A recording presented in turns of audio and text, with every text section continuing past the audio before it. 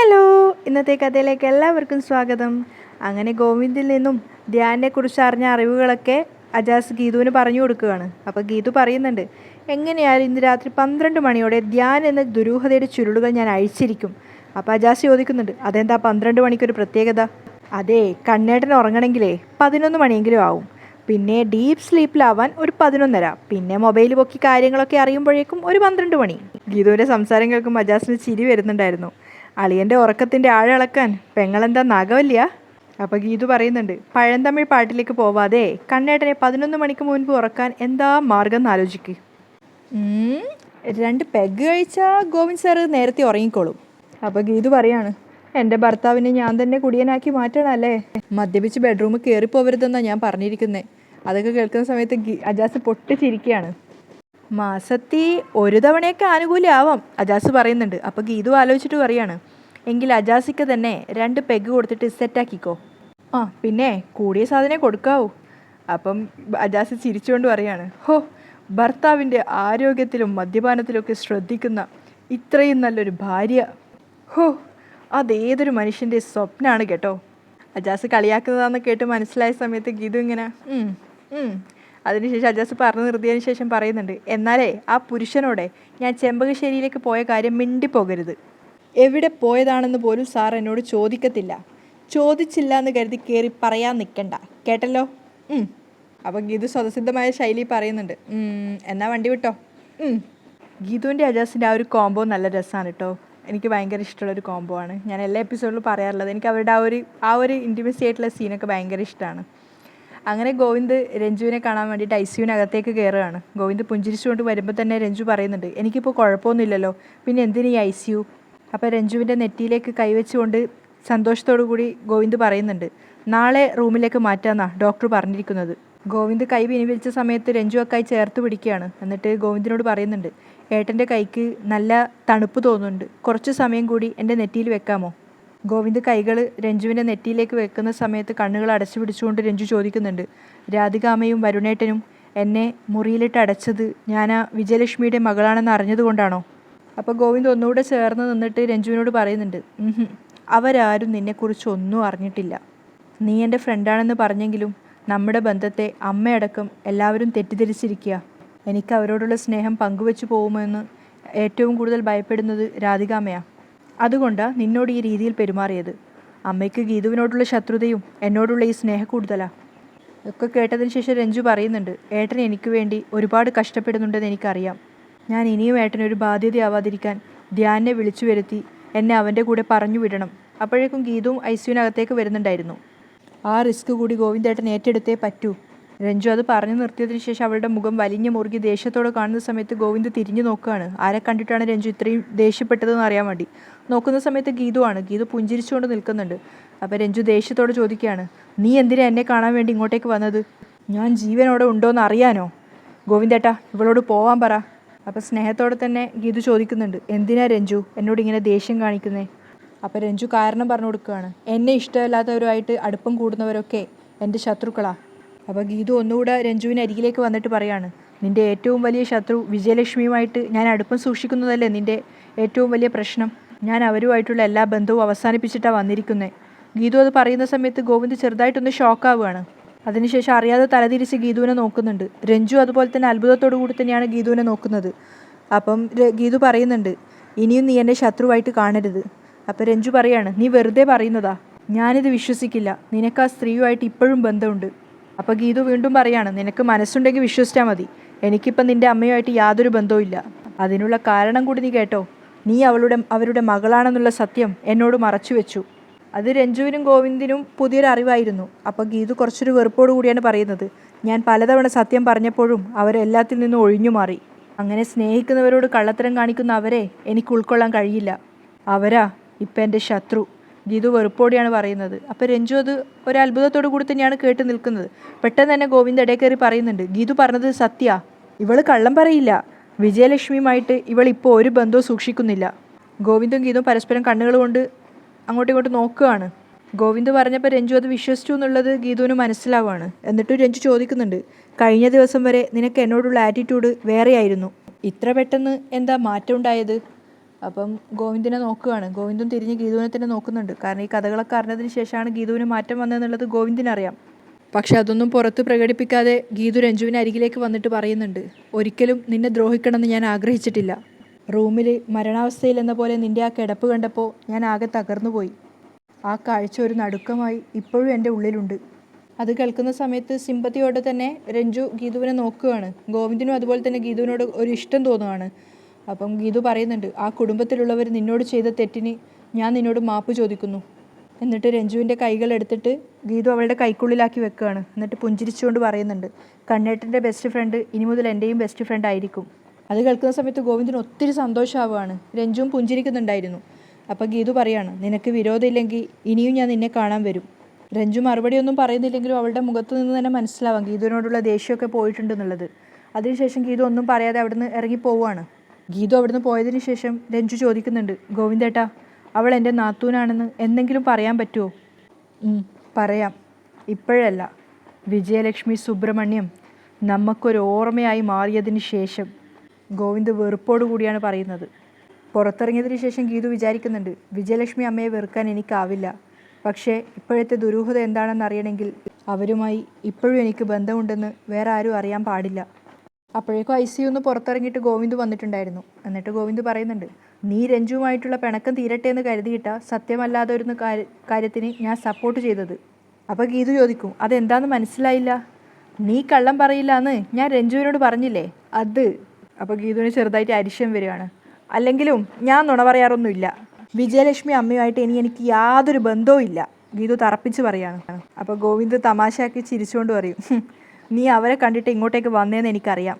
അപ്പോൾ പെട്ടെന്ന് ഗീതു ഒന്ന് സ്റ്റക്കായിട്ട് നിൽക്കുകയാണ്. ഇതെങ്ങനെ കണ്ണേട്ടനെ അറിഞ്ഞു എന്ന് വിചാരിച്ചിട്ട് പെട്ടെന്ന് കണ്ണ് തിരിച്ചപ്പോൾ തന്നെ നേരെ കാണുന്നത് അജാസിനെയാണ്. അപ്പോഴേക്കും അജാസ് അവർക്കിടയിലേക്ക് വരുന്നുണ്ടായിരുന്നു. അപ്പോൾ ഗീതു പെട്ടെന്ന് പറയാണ്, ഞാൻ ചെമ്പകശ്ശേരിയിലേക്ക് പോയോന്ന് കണ്ണേട്ടൻ്റെ വിശ്വസ്തനോട് തന്നെ ചോദിച്ചു നോക്ക്. അപ്പോൾ ഗോവിന്ദ് പറയുന്നുണ്ട്, അതിന് മറ്റൊരാളുടെ സാക്ഷി എനിക്ക് ആവശ്യമില്ല. സംശയമായിട്ട് കഴിയരുത്, ചോദിക്ക്. ഗീതു ഗോവിന്ദിൻ്റെ കൈ പിടിച്ചിട്ട് അജാസിന് മുന്നിൽ നിർത്തുകയാണ്. എന്നിട്ട് പറയുന്നുണ്ട്, ചോദിക്ക്, ഞാൻ വിജയലക്ഷ്മി അമ്മയെ പോയി കണ്ടോ, ചെമ്പകശ്ശേരിയിലേക്ക് പോയോ എന്നൊക്കെ. അപ്പോഴേക്കും അജാസ് ചെറുതായിട്ടൊന്ന് പകച്ചു പോകുന്നുണ്ട്. ദൈവമേ, കള്ളം പറയേണ്ടി വരുമോ എന്നൊക്കെ പേടിച്ചിട്ട് നിൽക്കുകയാണ്. അപ്പോഴേക്കും ഗീതു പറയുന്നുണ്ട്, എങ്കിലേ ഞാൻ ചോദിക്കാം. അപ്പോൾ ഗീതു അജാസിൻ്റെ നേരെ തിരിഞ്ഞുകൊണ്ട് കണ്ണോടൊക്കെ ഓരോന്ന് കോപ്രായങ്ങൾ കാണിച്ചുകൊണ്ട് ചോദിക്കുന്നുണ്ട്, ഞാൻ ഇന്ന് ചെമ്പകശ്ശേരിയിലേക്ക് പോയിരുന്നോ? കണ്ണേട്ടനോട് പറഞ്ഞു കൊടുക്ക്.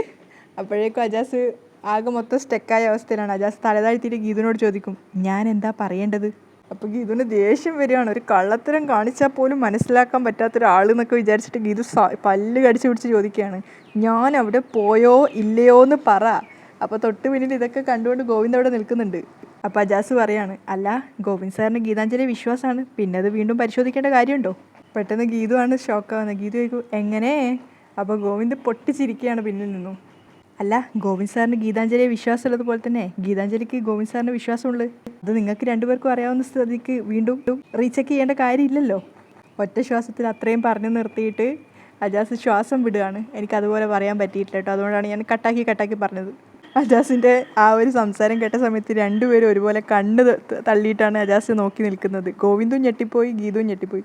കുറച്ച് നേരം കഴിഞ്ഞപ്പോൾ ഗോവിന്ദ് ചിരിക്കുകയാണ്. അപ്പോഴും ഗീതു ആ ഷോക്കിൽ തന്നെയുള്ളത്.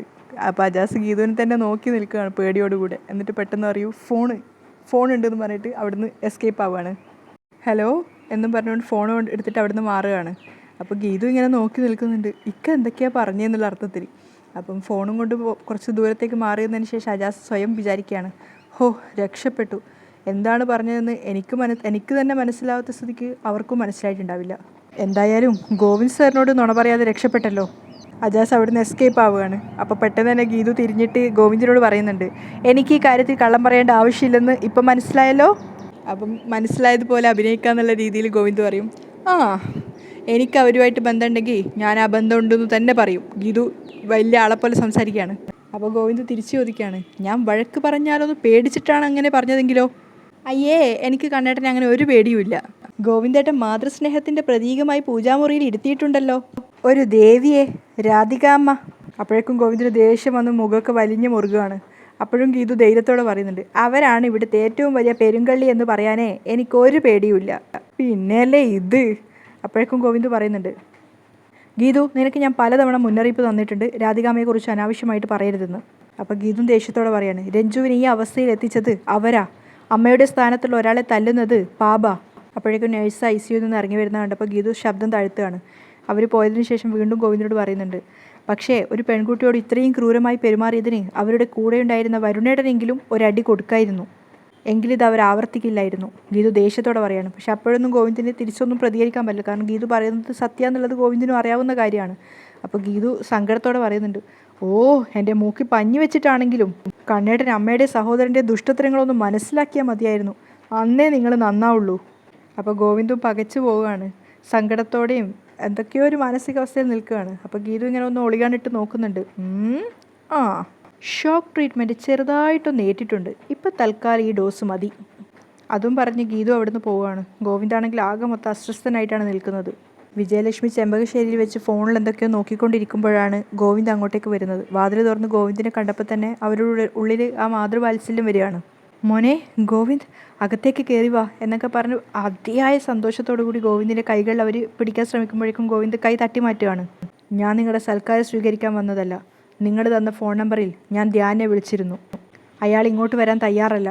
അപ്പം വിജയലക്ഷ്മി ദേഷ്യത്തോടെ പറയുന്നുണ്ട്, നീ അവനെ ഇങ്ങോട്ട് വരുത്താൻ വേണ്ടിയല്ല ഞാൻ നിനക്ക് ഫോൺ നമ്പർ തന്നത്. എന്തുകൊണ്ടാണ് അവൻ ശിവയെ വിട്ടുപോയതെന്ന് മനസ്സിലാക്കാൻ വേണ്ടിയിട്ടാ.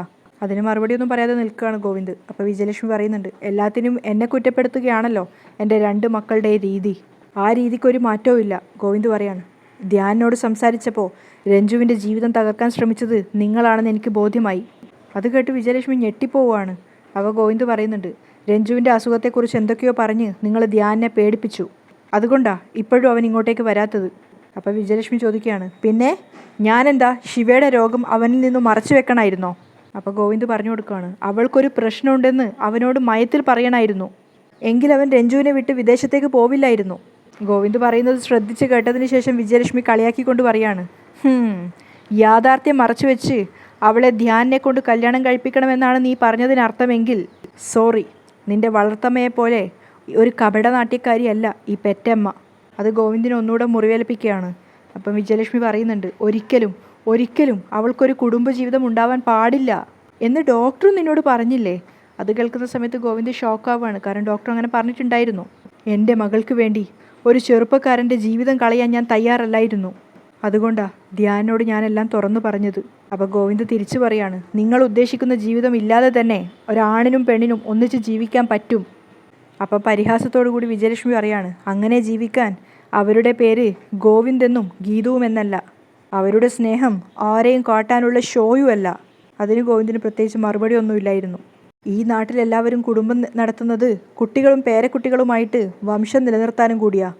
അതിന് സാധ്യമാവാത്തൊരു കല്യാണത്തിന് അവനെ അവൻ്റെ പേരൻസ് സമ്മതിക്കുമെന്ന് നിനക്ക് തോന്നുന്നുണ്ടോ? അപ്പോൾ ഗോവിന്ദ് ദേഷ്യത്തോട് ചോദിക്കുന്നുണ്ട്, പേരൻസിനോട് ചോദിച്ചിട്ടാണോ അവൻ രഞ്ജുവിനെ സ്നേഹിച്ചത്? അല്ലല്ലോ. അപ്പോൾ പിന്നെ അവളെ വഴിയിൽ കളഞ്ഞിട്ട് പോവാനും പറ്റില്ല. രഞ്ജുവിനോടുള്ള സ്നേഹം കൊണ്ടാണ് ഗോവിന്ദ് അങ്ങനെയൊക്കെ പറയുന്നത് മനസ്സിലായത് കൊണ്ട് തന്നെ വിജയലക്ഷ്മി ഒന്നും പറയുന്നില്ല. പിന്നെ അവരുടെ മുഖത്തേക്ക് ഒരുപാട് നേരം നോക്കാൻ പറ്റാത്തത് കൊണ്ട് തന്നെ ഗോവിന്ദ് തലതിരിച്ചിട്ടാണ് പറയുന്നത്, രഞ്ജുവിന് എത്ര കാലം ഈ ഭൂമിയിലുണ്ടാവുമെന്ന് എനിക്കറിയില്ല. എങ്കിലും അത്രയും കാലം ധ്യാൻ അവളെ സ്നേഹിക്കുന്നതായിട്ട് നാടകം കളിക്കട്ടെ. അതിന് എത്ര പണം കൊടുക്കാൻ വേണമെങ്കിലും ഞാൻ തയ്യാറാ. അപ്പോൾ വിജയലക്ഷ്മി പറയുന്നുണ്ട്, ജീവിതം കൊണ്ട് നാടകം കളിക്കുന്നത് നിന്റെ സ്ഥിര ഏർപ്പാടാ. ഇതൊക്കെ നീ എവിടുന്നാ മോനെ പഠിച്ചത്? അപ്പോൾ ഗോവിന്ദ് വിജയലക്ഷ്മിക്ക് നേരെ തിരിഞ്ഞുകൊണ്ട് ചോദിക്കുകയാണ്, ജീവിതം കൊണ്ട് ഏറ്റവും കൂടുതൽ നാടകം കളിച്ചിട്ടുള്ള നിങ്ങൾ തന്നെ ഇത് ചോദിക്കണം.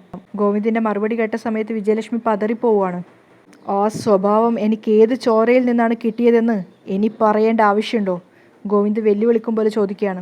അതിന് മറുപടിയൊന്നും പറയാതെ വിജയലക്ഷ്മി തലതാഴ്ത്തി നിൽക്കുന്ന കണ്ടപ്പം ഗോവിന്ദ് പതറിക്കൊണ്ട് പറയാണ്, അതൊന്നും ഇനി സംസാരിക്കേണ്ട. രഞ്ജുവിനെ സ്വീകരിക്കാൻ എത്ര കോടി വേണമെന്ന് ചോദിക്ക്. വീണ്ടും ഗോവിന്ദ് അത് തന്നെ പറയുന്ന കേട്ടപ്പം വിജയലക്ഷ്മി അത്ഭുതത്തോടെ നോക്കുകയാണ്. അപ്പോൾ ഗോവിന്ദ് സങ്കടത്തോടെ പറയുന്നുണ്ട്, അവനെ പർച്ചേസ് ചെയ്യാൻ എനിക്കുള്ള മുഴുവൻ സ്വത്തും വേണമെന്ന് പറഞ്ഞാലും ഞാൻ അത് മൊത്തം തരാം. എന്നാ നിനക്ക് തന്നെ അവനോട് ഇത് ചോദിക്കാൻ പാടില്ലേ? അപ്പോൾ ഗോവിന്ദ് പറയുന്നുണ്ട്, ഞാൻ അങ്ങനെ ചോദിച്ചാൽ അവൻ്റെ മറുചോദ്യം ഇതൊക്കെ ചോദിക്കാൻ ഞാൻ ആരെന്നാവും. ബെസ്റ്റ് ഫ്രണ്ട് എന്ന് പറഞ്ഞാൽ ഗീതുവിനെ പോലെ വൃത്തികെട്ട സംശയങ്ങൾ അവനും തോന്നും. എങ്കിൽ ഏട്ടനാണെന്നങ്ങ് തുറന്ന് പറയണം, വിജയലക്ഷ്മി പറയാണ്. അപ്പോൾ ഗോവിന്ദ് ദേഷ്യത്തോടെ അവരെ നോക്കുന്നുണ്ട്. ധ്യാനോട് മാത്രമല്ല ഗീതുവിനോടും നിനക്കത് തുറന്നു പറയാവുന്നതേ ഉള്ളൂ. ഗോവിന്ദ് വെറുപ്പോടെ പറയാണ്, എനിക്ക് മനസ്സില്ല. അങ്ങനെ പറഞ്ഞാൽ ഞാൻ നിങ്ങളെ അംഗീകരിക്കുന്നതിന് തുല്യമാവും. അത്രയും വെറുപ്പോടു കൂടിയാണ് ഗോവിന്ദ് സംസാരിക്കുന്നത് കേൾക്കുന്ന സമയത്ത് വിജയലക്ഷ്മി അമ്പരന്ന് പോവുകയാണ്.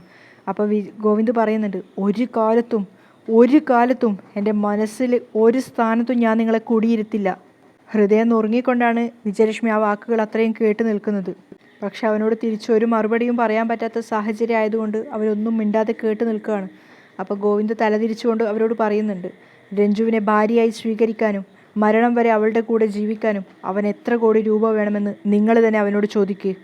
അത്രയും പണം നിങ്ങൾക്ക് നൽകാൻ ഞാൻ തയ്യാറാ, ഒരു വിലപേശലുമില്ലാതെ. രഞ്ജുവിനോടുള്ള ഗോവിന്ദിൻ്റെ സ്നേഹം കാണുന്ന സമയത്ത് വിജയലക്ഷ്മി അമ്പരന്ന് പോവുകയാണ്. ഞാൻ ഇത്രയൊക്കെ ചെയ്തിട്ടും എൻ്റെ മകളോട് ഇത്രയേറെ സ്നേഹം ഇവനുണ്ടോ എന്ന് വിചാരിച്ചിട്ട്. ഗോവിന്ദിന് അവളോടുള്ള സ്നേഹം കാണുന്ന സമയത്ത് വിജയലക്ഷ്മിക്ക് പോലും സ്വയം നിയന്ത്രിക്കാൻ പറ്റുന്നുണ്ടായിരുന്നില്ല. ഗോവിന്ദും കണ്ണു തുടച്ചുകൊണ്ടാണ് അവിടുന്ന് ഇറങ്ങിപ്പോകുന്നത് വിജയലക്ഷ്മി കാണുന്നുണ്ട്. ഗോവിന്ദിൻ്റെ കാറ് കണ്ണിൽ നിന്നും മറയുന്നത് വരെ അവർ നോക്കി നിൽക്കുകയാണ്. അതേസമയം രാധിക വരുണിനോട് പറയുകയാണ്, നമ്മൾ നാളെ തന്നെ രഞ്ജുവിനെ ഹോസ്പിറ്റലിൽ പോയി കണ്ട് അവളെ റൂമിൽ പൂട്ടിയിട്ടത് ഗീതുവാണെന്ന് അവളെ വിശ്വസിപ്പിക്കണം. അപ്പോൾ വരുണ് പറയുന്നുണ്ട്, ഗീതുവും രഞ്ജുവും ഇപ്പോൾ നമ്മുടെ ശത്രുക്കളാണ്, അവർക്ക് എന്ത് സംഭവിച്ചാലും നമുക്കത് നേട്ടമല്ലേ. അപ്പോൾ രാധികയും പറയുന്നുണ്ട്, ഗീതുവിനെയും ഗോവിന്ദിനെയും തമ്മിൽ അകറ്റാനുള്ള കിഷോറിൻ്റെ പ്ലാൻ ഏകദേശം വർക്കൗട്ടായി വരുന്നു. ആ കൂടെ കണ്ണന് രഞ്ജുവുമായി അടുപ്പമുണ്ടെന്നറിഞ്ഞാൽ ഗീതു സ്വയം ഒഴിവായി പോയിക്കോളും. അത് കഴിഞ്ഞ് രഞ്ജുവിനെ ഒഴിവാക്കാൻ നമ്മൾ കഷ്ടപ്പെടേണ്ടി വരില്ല. അവൾക്ക് അധികം നാൾ ആയുസില്ലെന്നല്ലേ പറഞ്ഞത്. നമ്മളായിട്ടൊന്നും ചെയ്യണ്ട, ദൈവമായിട്ട് തന്നെ അവളെ ഈ ഭൂമിയിൽ നിന്ന് മാറ്റിക്കോളും. അപ്പോൾ അവൾ ഒരു ഭീഷണിയായി ഈ ഭൂമിയിൽ വരില്ല. വരുണ് ചിരിച്ചുകൊണ്ട് പറയാണ്. അപ്പോൾ രാധിക പറയുന്നുണ്ട്, നമ്മളിനി ഗീതുവിനെ വിട്ട് രഞ്ജുവിനെ സപ്പോർട്ട് ചെയ്യണം. അപ്പോഴേക്കും ഗോവിന്ദ് അങ്ങോട്ടേക്ക് വരുന്നുണ്ടായിരുന്നു. അവരുടെ സംസാരം ഗോവിന്ദ് കേൾക്കുന്നുണ്ട്, പക്ഷെ ഗോവിന്ദ് വന്നത് അവരറിയുന്നുമില്ല.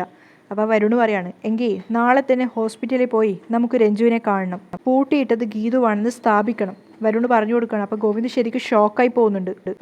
രാധിക സമ്മതിക്കുകയാണ്. അപ്പോൾ വരുണ് പറയാ, നമ്മൾ ഗോവിന്ദേട്ടന് അയച്ചു കൊടുത്ത ഫോട്ടോ രഞ്ജുവിനെയും കാണിക്കാം. സഹിക്കാനാവാതെ വന്നപ്പോൾ ഗോവിന്ദ് പറയാണ്, എന്നിട്ടും വിശ്വസിച്ചില്ലെങ്കിൽ അവളെ അങ്ങ് കൊല്ലാം. രാധികയും വരുണും തിരിഞ്ഞു നോക്കി ഒരുപോലെ നടുങ്ങിപ്പോവാണ് ഗോവിന്ദിനെ കാണുന്ന സമയത്ത്. അപ്പോഴേക്കും ദേഷ്യത്തോടെ ഗോവിന്ദ് അവർക്ക് അരികിലേക്ക് പോവുകയാണ്. അതിനുശേഷം അടുത്തെത്തിയപ്പോൾ രാധികയെയും വരുണിനെയും ഗോവിന്ദ് ഒരുപാട് നേരം നോക്കുന്നുണ്ട്. രഞ്ജുവിനെ കുറിച്ചുള്ള എല്ലാ കാര്യങ്ങളും ഞാൻ നിങ്ങളോട് പറഞ്ഞതല്ലേ, എന്നിട്ടും നിങ്ങൾ എന്തിനാ അവൾക്കെതിരെ പ്ലാനിങ് നടത്തുന്നത്? മറുപടിയൊന്നും ഇല്ലാതെ പേടിച്ച് നിൽക്കുകയാണ് രാധികയും വരുണും. അവസാനം രാധിക പറയുന്നുണ്ട്, കണ്ണാ, ഇവനൊരു അബദ്ധം പറ്റിയതാ, ഇവൻ്റെ കൈതട്ടി അറിയാതെ ലോക്കായി പോയതാ.